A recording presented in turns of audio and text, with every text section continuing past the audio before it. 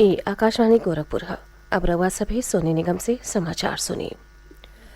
प्रधानमंत्री नरेंद्र मोदी 400 अरब डॉलर मूल्य का निर्यात लक्ष्य पवले पर गर्व जतवले हवे। आकाशवाणी से मन की बात कार्यक्रम में उहाँ के कहनी कि अब भारत का उत्पाद दुनिया भर में पहुंच रहा हवे। उहाँ के कहनी कि हम लोकल उत्पादन के समर्थन दे के उन्हें ग्लोबल बना सकेली। प्रधानमंत्री लोगन से अपील कैले कि उ लोकल उत्पाद के वैश्विक स्तर पर ले गईले का कोशिश करे, जवने से भारतीय सामानन का प्रतिष्ठा बढ़े।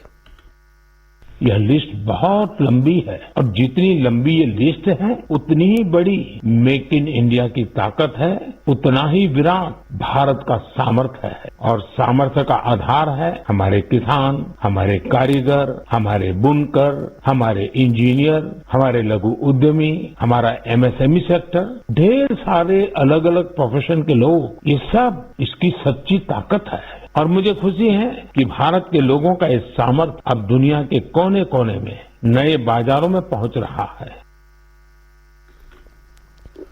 श्री मोदी कहलें कि असम के हैलाकांडी का चमड़ा उत्पाद, उस्मानाबाद के हथकरघा उत्पाद, बीजापुर का वनस्पति और चंदौली का करिया चाउर का निर्यात लगातार बढ़ी रहा है। वहाँ के कहलें कि अब लद्दाख का विश्व प्रसिद्ध खुबानी दुबई और तमिलनाडु का केरा सऊदी अरब के बाजार ले पहुंच गए हवे। श्री मोदी कहलें कि अब अंतर्राष्ट्रीय बाजारिन में भारतीय उत्पाद पहले के तुलना में कहीं बेसी उपलब्ध बाटे। प्रधानमंत्री इहो कहलें कि सरकारी खरीद का वेबसाइट जेम पोर्टल के जरिया से अब छोटहन उद्यमियों सरकार के आपन उत्पाद सोझे बेची रहल हवे। वहाँ के कहलें कि नया भारत खाली बढ़हन सपने नहीं देखेला, बलुक ओके साकार कैले का साहसो रखेला। श्री मोदी हलिये में पद्मश्री पुरस्कार पावे वाले बाबा शिवानंद का चर्चा करत कहलें कि हर केहू के 126 बरिस के उम्र में योग से उनके स्फूर्ति के देख के हैरानी होला। वहाँ के कहलें कि उम्र के एह पड़ाव पर उनका फिटनेस आज देश में चर्चा का विषय हुए। प्रधानमंत्री याद दिवले कि 7 अप्रैल के विश्व स्वास्थ्य दिवस हो।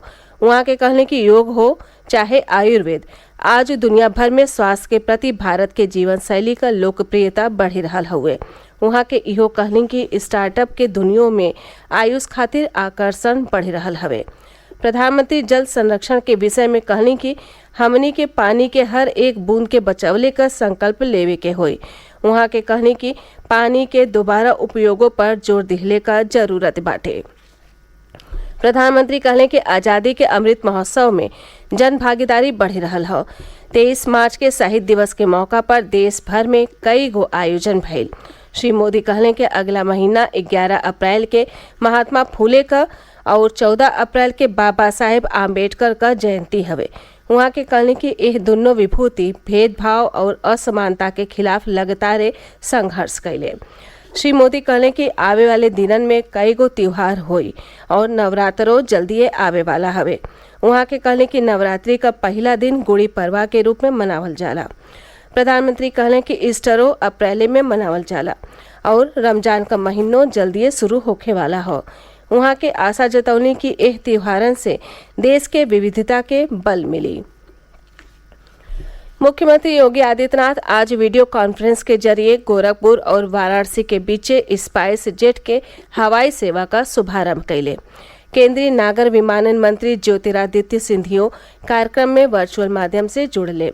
श्री योगी गोरखपुर के वाराणसी से हवाई मार्ग से जोड़े बदे नागर विमानन मंत्री का आभार जतावत कहलें कि एह से गोरखपुर के लेके पूर्वी उत्तर प्रदेश के विकास के नया ऊंचाई मिली। मुख्यमंत्री कहलें कि आज उत्तर प्रदेश का जिला तेजी से देश के प्रमुख गंतव्य जगह से हवाई मार्ग से जुड़े रहा हवे। वहाँ के कहलें कि 4 साल पहले ले राज्य के 4 गो हवाई अड्डन से खाली 25 गो शहरन का यात्रा कैल जा सकत रहे। बाकिर आज प्रदेश में 9 गो हवाई अड्डा हवे और एह से 75 गो शहरन खातिर उड़ान भरल जा सकेला। श्री योगी कहलें कि गोरखपुर से आज 12 गो शहरन खातिर उड़ान उपलब्ध बाटे। मुख्यमंत्री कहलें कि प्रदेश के कई गो और जिलों में हवाई अड्डा बनवले का कार्य तेजी से हो रहल बा। बहुजन समाज पार्टी प्रमुख मायावती हलिये में संपन्न भइल विधानसभा चुनाव में पार्टी के प्रदर्शन के समीक्षा खातिर राज्य स्तरीय बैठकी का अध्यक्षता कैलिन। लखनऊ में पार्टी मुख्यालय में भइल एह बैठकी में कई गो अहम फैसला कैल गयी। पार्टी आकाश आनंद के राष्ट्रीय कोऑर्डिनेटर बनवले हवे। भीम राजभर पार्टी का प्रदेश अध्यक्ष बनल रही हैं। वहीं पार्टी 3 गो प्रदेश प्रभारी नियुक्त कैले हवे। ई हवे मुनकाद अली, राजकुमार गौतम और डॉक्टर विजय प्रताप। एकरे अलावा बसपा आजमगढ़ लोकसभा उपचुनाव खातिर शाह आलम उर्फ गुड्डू जमाली के आपन उम्मीदवार बनवले हवे। एकरे साथ ही ई समाचार बुलेटिन पूरा भइल। नमस्कार।